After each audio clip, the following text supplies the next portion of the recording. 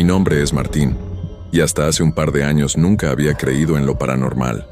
Originario de una pequeña ciudad del norte de México, tuve la oportunidad de trasladarme por trabajo a un pequeño poblado en el estado de Guanajuato, llamado San Andrés de los Pinos, un lugar donde parece que el tiempo no ha pasado. Llegué allí para realizar un proyecto de restauración arquitectónica, enfocado en rescatar edificios antiguos de la región.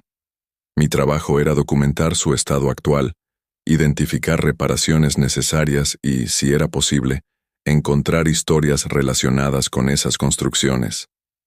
Así fue como escuché por primera vez sobre la Casa de las Rosas. Al poco tiempo de llegar al pueblo, los habitantes se mostraron amables pero cautelosos. Era como si me evaluaran, tratando de entender si podían confiar en mí. Una tarde, mientras platicaba con don Julián, el dueño de una pequeña fonda donde solía comer, mencioné mi interés en los edificios antiguos. ¿Ha pasado por la casa grande, la que está en la colina?, preguntó mientras servía un plato de frijoles charros. No, respondí intrigado. ¿Tiene algún nombre en particular? La conocemos como la Casa de las Rosas, aunque nadie se atreve a ir allí. ¿Por qué? Don Julián frunció el ceño y miró hacia la puerta, como asegurándose de que nadie más lo escuchara. Luego, me contó sobre la propiedad, una mansión de estilo porfiriano construida a finales del siglo XIX, que alguna vez perteneció a una familia rica, los Montenegro. Según la leyenda local, en esa casa ocurrieron cosas extrañas después de que la hija menor de los Montenegro, Rosa, muriera de forma misteriosa a los 17 años. Algunos decían que se había quitado la vida, otros que la habían asesinado. Lo cierto es que la familia abandonó la casa poco después de su muerte. Al día siguiente, me decidí a investigar. La mansión estaba a unos 2 kilómetros del centro del pueblo. La mayoría de los locales evitaba siquiera mirarla cuando pasaban cerca. La construcción tenía un aire lúgubre, paredes desmoronadas, ventanas rotas y una reja de hierro oxidado cubierta por enredaderas. Mientras cruzaba el patio frontal, sentí que el ambiente cambiaba, como si el aire se hiciera más pesado. Sin embargo, ignoré esa sensación y me concentré en mi trabajo.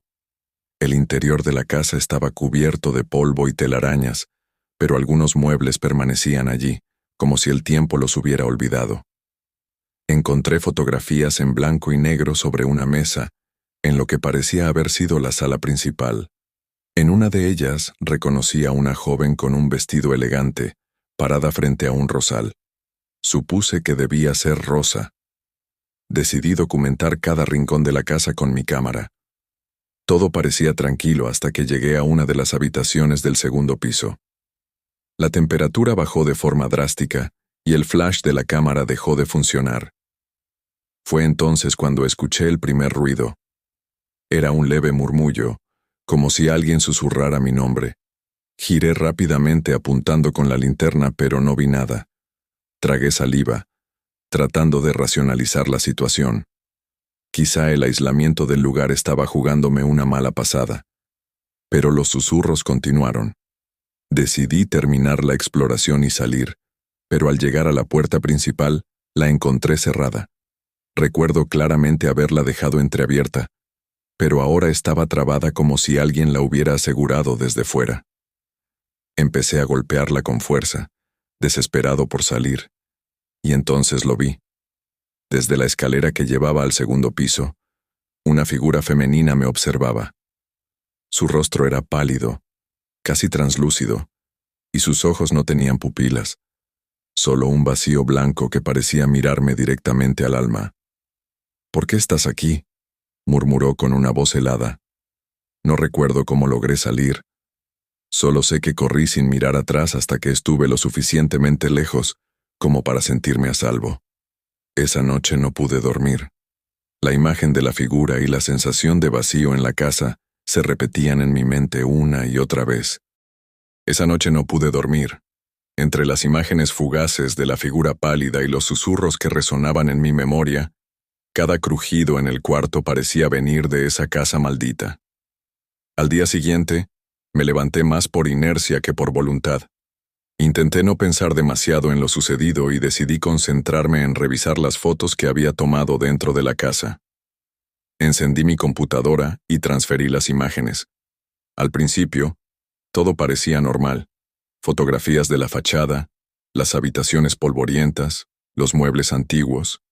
Pero entonces llegué a una foto tomada en el segundo piso. Ahí estaba ella, en la esquina de la habitación, donde yo no había visto nada al momento de tomar la foto. La figura pálida aparecía claramente. Estaba de pie, con ese rostro vacío y aterrador, mirándome fijamente. Sentí cómo se me helaba la sangre mientras mis manos temblaban sobre el teclado. Tenía que saber más. Con las pocas pistas que había reunido, fui al pequeño archivo histórico del pueblo. El encargado, un hombre anciano llamado don Rogelio, me atendió con recelo cuando le mencioné la Casa de las Rosas. Esa historia mejor déjala por la paz, muchacho. Hay cosas que no deberíamos despertar, me dijo mientras fumaba un cigarro desgastado. Le insistí, prometiendo que no estaba buscando problemas, solo información para documentar el lugar. Finalmente, con un suspiro cansado, accedió a mostrarme algunos documentos antiguos. Entre ellos había registros de la familia Montenegro y recortes de periódicos. Fue ahí donde todo comenzó a tener sentido.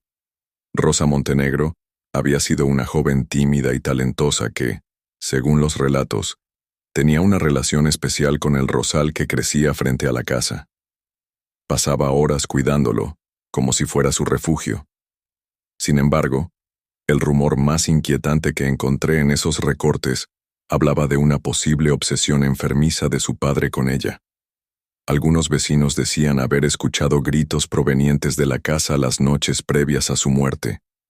Otros juraban que el mismo padre había evitado que Rosa tuviera contacto con cualquier hombre joven del pueblo. El final de su vida era igual de confuso.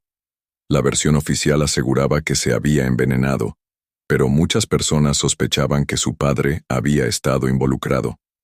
Al poco tiempo de su fallecimiento, el hombre fue encontrado muerto en el interior de la casa, con cortes profundos en las muñecas, aunque nadie recordaba haber visto sangre en la escena.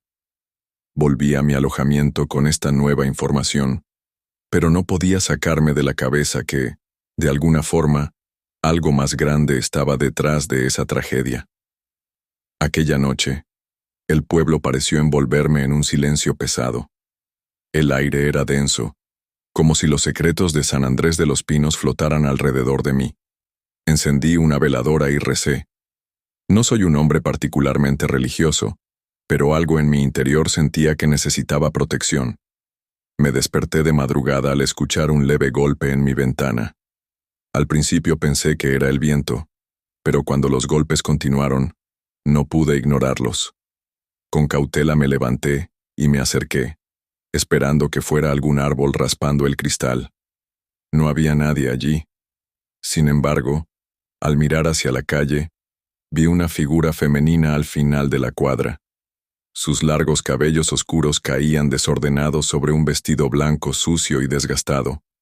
Me quedé paralizado al reconocer la misma figura que había visto en la casa. «Vete», grité con desesperación. La figura no se movió, pero de repente, en mi cabeza, escuché su voz.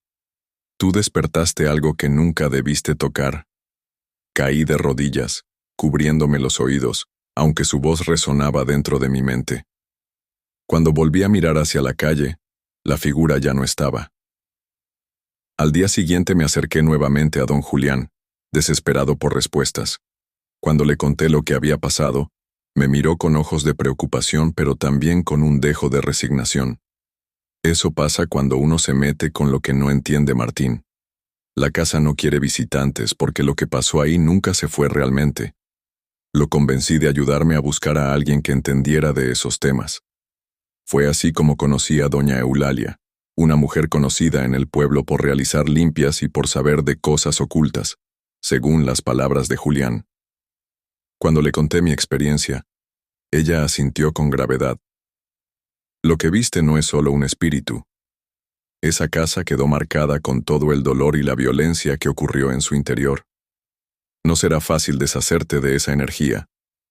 Me preparó un paquete con hierbas y una cruz bendita, diciéndome que debía regresar a la casa, pero esta vez con respeto y cuidado. No estaba seguro de querer volver, pero sabía que no tenía alternativa. La presencia de Rosa parecía seguirme a donde fuera, como si algo quedara inconcluso. El último día que fui a la casa es una experiencia que jamás olvidaré. Llegué justo al atardecer, armado con las cosas que doña Eulalia me había dado.